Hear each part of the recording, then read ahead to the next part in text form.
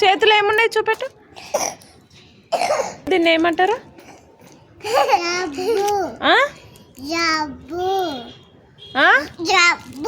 జబ్బు కాదు. జబ్బు అంటే ఫీవర్. ఏమంటారు చెప్పు, ఏమంటారు?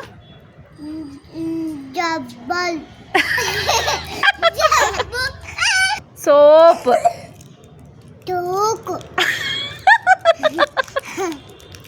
సోప్ అడు. జోబా. సోప్. నువ్వు చెప్తావా? ఏంటది? సబ్బు. సోప్. చోప్ కాదు, సోప్.